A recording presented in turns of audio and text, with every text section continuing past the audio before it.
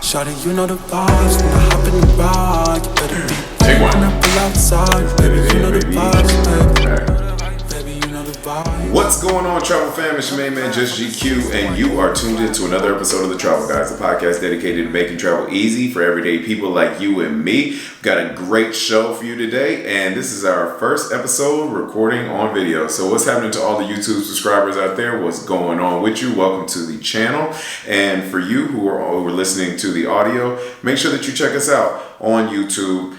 Search The Travel Guys. That is TheTravelGuydes. And let's get this housekeeping out of the way real quick. So if you have not already subscribed to the Travel Guys podcast, please do so by subscribing on Apple Podcasts, Spotify, Stitcher, or wherever you listen to your podcasts. Search The Travel Guides. We would love to have you and look forward to having you with us on the journey. And also, please follow on the socials. You can follow at GQ50 at The Travel Guys on Instagram. You can follow at GQ50 on Twitter. And you can follow at JoshGQ50 on TikTok as well. Now, let's get into it. Let me take a sip of my beverage real quick. That's good. And for those of you who are wondering what's in my cup, just know that it is my cup, but also know that my water is here, so it ain't water that's in my cup. But let's go ahead and get into it. Today, I'm experimenting with the format of the show a little bit, as I'm sure y'all have probably guessed. So what I'm going to do is I've been taking, we always try to lead with a news element on the Travel Guys pod. So for those of you who are not familiar with the podcast, we specialize in making travel easy for everyday people. So I think there's a lot of flexing that's going on the socials and just in terms of the travel commentary as a whole. And so I think it's great that people are getting out and they're seeing the world. I think it's very important for me to stay rooted in being able to not only do dope shit, but to help y'all do dope shit. And so that is my mission as a podcaster, as a content creator in the travel space, is I want to make travel more accessible to other people. So with that, I always like to lead with some things that you should know, followed by giving context for how you can integrate that into how you're traveling and how you're moving freely about the cabin. So that being said, I want to kick off this episode with an article from Travel and Leisure, which is relief to a pain point that I felt, and I think a lot of travelers have felt, which is passport applications, getting your first passport, as well as passport renewal. And I have a step-by-step guide of how to get your passport and how to get your passport. I will link that in the show notes. However, the breakthrough, which was reported by Travel and Leisure, is that you can now renew your U.S. passport online in August this month. So this is huge in terms of being able to ease that process. I know everybody has felt the pain of having to get the slew of documents and all of the necessary materials together, package them up, ship them off, and then you don't hear anything for 3, 4, 5, 6 months in COVID as well. And so there's a pilot program that is currently open to the first 25,000 applicants, and that kicked off at the beginning of August. However, the State Department then plans to roll out the online renewals to the general public later in 2022. So this will be accessible to everyone else who is eligible to renew their passport. So there are special qualifications for those who are eligible to renew their passports online. And so you must meet these requirements in order to take advantage of this program. And they are as follows. So one, this includes that you are at least 25 years old, that your most recent passport was valid for 10 years, and that your old passport was issued between 9 and 15 years ago. So these are pretty specific, but also it also boils down to, have you had a passport and have you had it for the life of the time that your passport was active, which is 10 years. So that's when you're eligible to renew. So I think that's something. I'm sure they're using that to kind of weed out people, especially as they're rolling out the program to cut down on numbers. But that's something to just keep in mind whenever you are eligible to, or whenever it's time to renew your passport. It also says that travelers who wish to renew online cannot currently change their name, gender, date of birth, or place of birth. So that's also something to keep in mind. And then from a timing standpoint, there's not too much relief that you're getting here, because the standard timelines it looks like the standard timelines are going to persist. For the routine or for the standard lead time, you're looking at 8 to 11 weeks. And then for the expedited, you're looking at 5 to 7. I will talk about how to get your passport back the same day in a separate video. So that's something that we will chat through, and in a separate episode, I should say. I'm still getting used to this whole YouTube thing, but this is something that we'll follow up on. I look forward to catching y'all up on it. So how does this relate to what we're talking about today? The main thing, so it's great when you get your first passport. It's great when you get your renewal. You are officially able to move freely about the cabin. However, one thing that is really helpful to have once you have your passport and once you have your renewed passport is known traveler status. And that's what I want to talk about today. So the main pieces of known traveler status that people are aware of, or the main pieces that you can, that you should be looking to take advantage of, come down to 3 different programs. One is TSA Pre-Check, which most people are familiar with. Global Entry being the second one, which some people are less familiar with. And then Clear, which probably has a similar level of familiarity as Global Entry. So let's break them down. What people understand with these known traveler programs is basically you can skip the security line. You still have to follow the rules. Don't be, trying to run through with bales of weed. Shout out to Iman Shumpert on that. But you have to follow the rules, but you can, hit the HOV lane, so to speak, and go into a shorter security line, which will allow you to get to your gate more quickly and allow you not to have to get to the airport, 2 to 3 hours ahead of time, which is something I haven't done in a very long time. I tend to get to, whenever I do have this status, since I've had this status, I tend to get to the airport around an hour before my flight. But that's also playing to my preferences, because I'm somebody who doesn't like to sit down. I don't like to wait. I like to go through security, get to my gate, and walk straight onto the plane. I fly Southwest domestically, as everybody knows. I have a large amount of love for Southwest, but I fly Delta internationally. I just don't like to be sitting around at the gate. I always feel like there are other things that I can do. There are better uses for my time. Also, when people talk about, getting drinks or food at the airport, I got food at home. Okay, I don't have McDonald's money. I don't need McDonald's money. You know what I'm saying? I'm a drink at the crib, my cup, and then I also am going to, have the food that I need at the crib. Hell, I might even pack a PB&J for the plane. I'm not above that. That is just. That's what I'm gonna do. I'm gonna do what I want to do. So that is my soapbox for why I do not like getting to the airport hella early. But to each their own. Some people, I know folk dealing with anxiety, they want to get to the airport 17 hours ahead of time, want to sleep at the airport, make sure you don't miss your flight, and more power to you. As for me in my house though, that's a no-go. So take a sip on that. Let's jump into it, shall we? TSA Pre-Check. TSA Pre-Check is the most popular one of these known traveler programs, and it costs $85, but you get 5 years with it, which sounds like a really great deal. It's also less to renew at $70. This program is available to U.S. citizens, U.S. nationals, as well as what was a new term for me, which is LPR, which stands for Lawful Permanent Residents. And who this group is comprised of is green card holders. So that's who it's available to: U.S. citizens, U.S. nationals, and lawful permanent residents, which are green card holders. Most people are familiar with this, and I think this is a really good starting point as far as the known traveler programs go. And it gives you as I mentioned before, it gives you the opportunity to jump line. There's a special TSA Pre-Check line, which I feel like most people already know, and you can maneuver really quickly through the line and get to your gate. One thing that I would like to let some people know who may not know, the TSA Pre-Check line closes. So there are sometimes, it's typically when traffic is dying down, except for the first flight out or the last flight out, that's where you may encounter that. But the TSA Pre-Check line does close. It is very annoying. If for nothing else, having to take your laptops out and having to take your shoes off and your belt and, you know, get strip searched and all that action. So just word to the wise that does happen.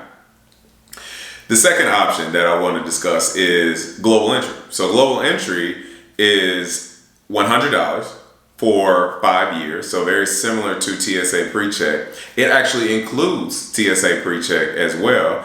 And this is something that you can take advantage of when you're coming back into the country. So TSA Pre-Check, you take advantage of while you're traveling domestically, really when you're going to and from, and it helps you skip the line. But global entry, you get that benefit of being able to have it domestically, and basically it's not a special designation. TSA Pre-Check is just included with it. So when you get your boarding pass, you'll see TSA Pre-Check called out on it, and you'll have those benefits. But when you are coming back into the USA, you will have an opportunity to hit another HOV lane and skip all that goofy customs line that you encounter when people don't have global entry. So that's something also to keep in mind. One hack that I used to use was Mobile Passport, which was an app that you could download, and it still is in existence. You can download Mobile Passport, and then you would basically be able to create your customs card in advance, so that you could take advantage of a shorter line and get through customs more quickly. But that has slowly started to get phased out at a lot of major airports. I know specifically at O'Hare that that was my experience, where I thought I was about to skip the line and move, and this line was long as hell when I was coming back from Dubai, so it was no joke. But I was, quickly shown the back of the line whenever they let me know that was not something that O'Hare was honoring. Another reason why I do not like that airport, but that is neither here nor there.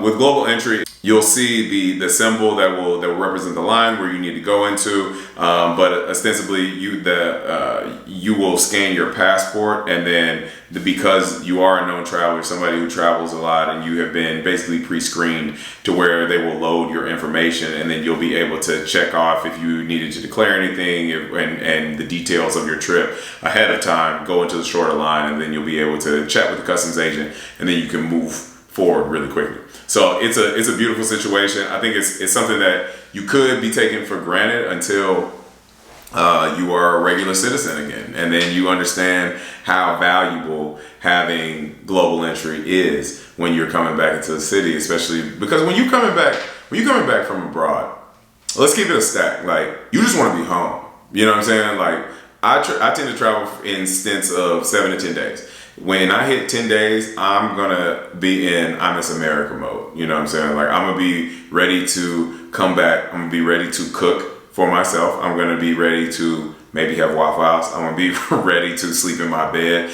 Like, all of these things are like, you just yearn for them once you've been away for some time. And for me, it's a little different because I'll hit I Miss America mode after 10 days, but if I'm staying for like months, then it goes away because I'm going into it with a different mindset. You know, I understand I am going to be like a temporary citizen in whatever place I'm at. And so I think that mentality shift helps a lot. But if you know that you're there for a short period of time, you're ready to come back home. And when you're ready to come back home, the thing that extends it the most is when you are sitting in that dumbass customs line.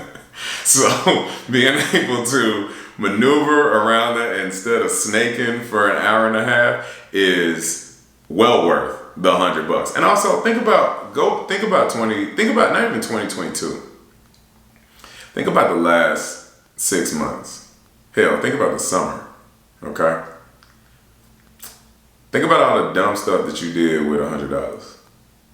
And tell me you don't have that to just slide to the side and reserve for global entry. I want you to tell me that. You can't you? Exactly. So just decide for yourself that you want to gift yourself let past you delight future you with the HOV lane coming back into the country. So one thing that I do want to note about global entry, I mentioned that with TSA Pre-Check that the renewal process costs $70. The global entry does not delight you in that way, and you will have to pay the $100. However, one thing that global entry does is renewal is fairly easy, and this was something that I did not know, and this is something that I did not take advantage of. So learn from my mistakes, because Hope did that, so hopefully you don't have to go through that. They will remind you.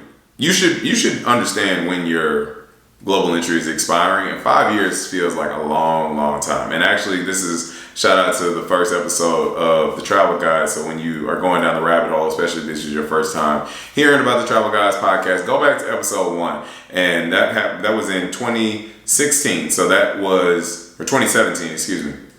That was the first time when I had gotten global entry, and it was one of the early episodes where I was talking about it. And I always thought about, like, okay, what would it be like what's it going to be like whenever I have to renew this? Because it's 2017 right now, and I'm like, man, 2022, like, that's going to be crazy. Like, I can't imagine what that's going to be like. Well, we here, and the fact is, when I knew it was coming up, I should have just renewed on the spot, or submitted my application and made that happen. I did not. I allowed it to lapse, and it took upwards of 4 or 5 months for me to get that back.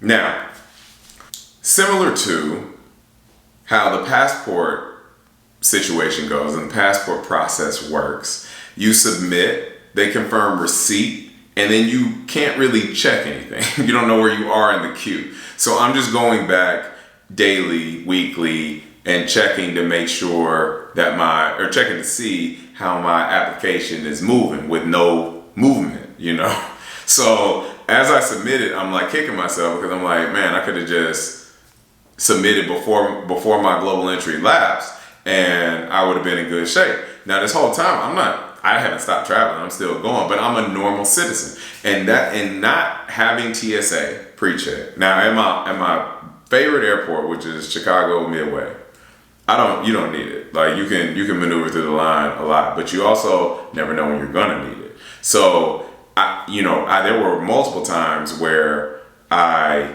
felt like everyday people, and I don't like feeling like everyday people. So as I'm sitting and waiting in these long lines at some of the airports at the cities where I'm visiting, or in the off chance that I am in one of my home airports and there is a long line, God forbid I gotta go to Atlanta, my arch nemesis. I'll talk about them in a little bit, but God forbid I have to go there and sit in that really dumbass line for forever, where they make people miss their flights all the time because the airport is spread out over 100,000 miles. Like it makes no sense. Don't get me started on Atlanta Hartsfield, but that is neither Hartsfield Jackson, excuse me, whatever.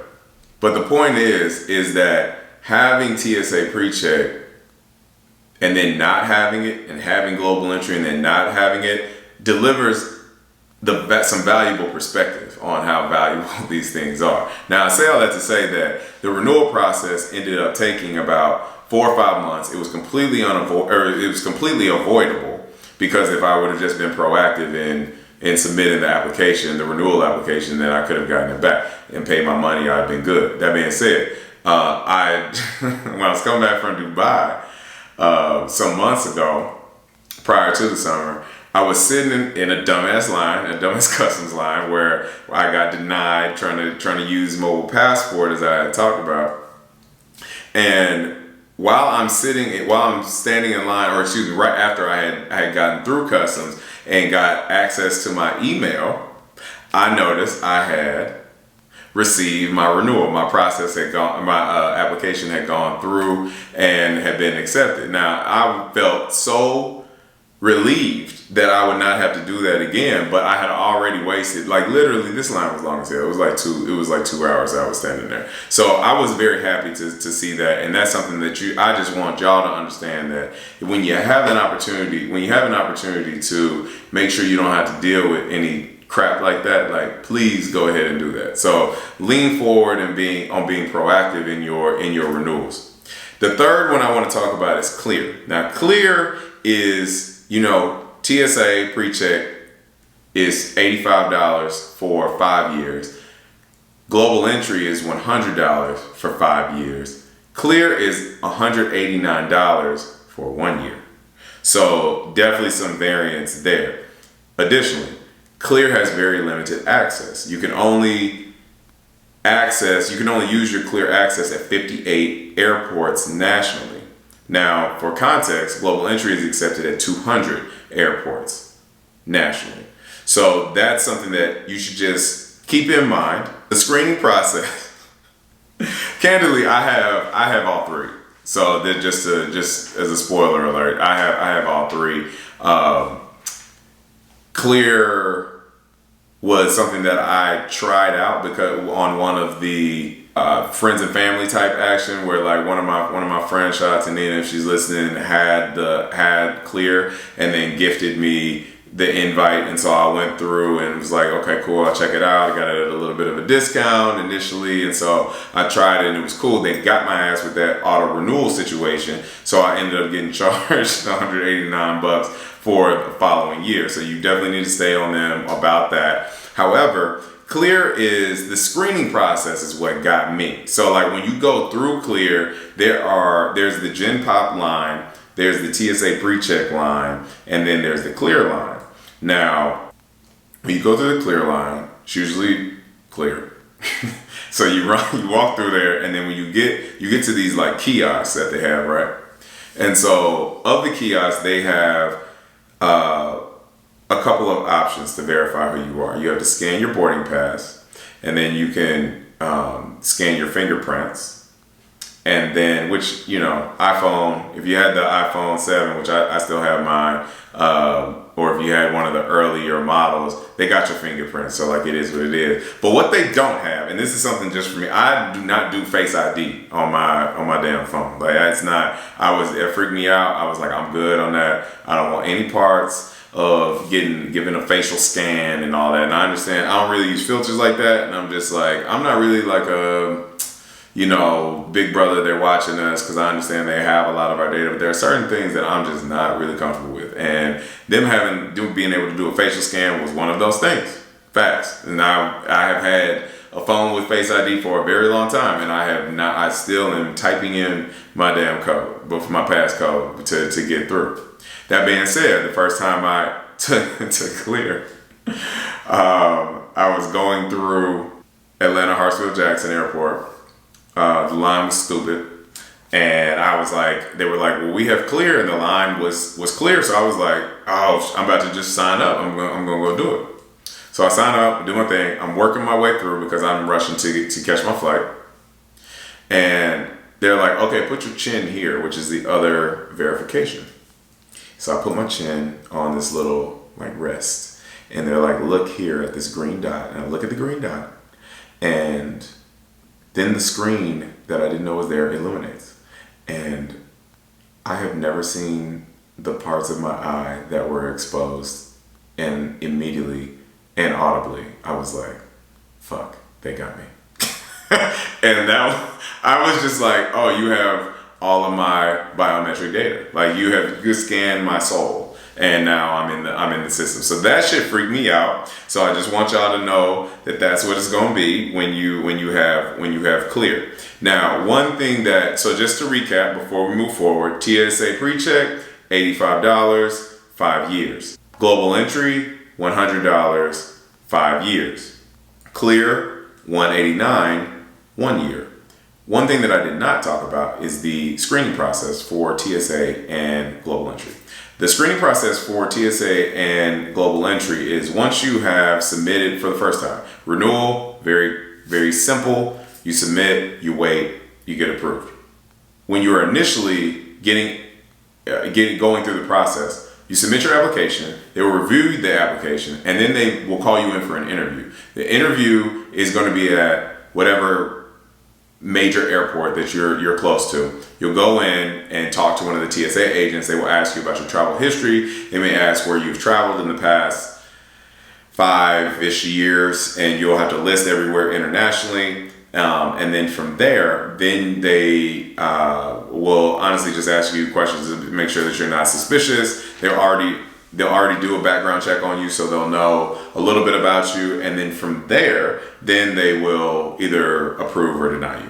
And but it's pretty straightforward. It just takes a long time. So like, that's something that I would just allow for started sooner than later, because you're going to keep moving the same way I was moving, and then you'll get surprised and delighted when you have your access approved. That being said, there is an opportunity. I mentioned that I have all three, to combine some of these. Now, what I will say is you get TSA with global entry, so that happens automatically. You don't need to do anything else with that. Again, you'll get approved for global entry, and then as you're checking in for your flight, look at your mobile boarding pass, and then you'll just see that you'll have a TSA Pre-Check icon on there, and you'll be able to maneuver quickly. With global entry and clear, this is something that a lot of people do. Obviously, you understand that you're paying $100 for, assuming you have global entry, you're paying $100 for 5 years. You pay it, you set it, you forget it, breaks down to $20 a year, which is nothing. And then you add clear on top of it at that $189 price point.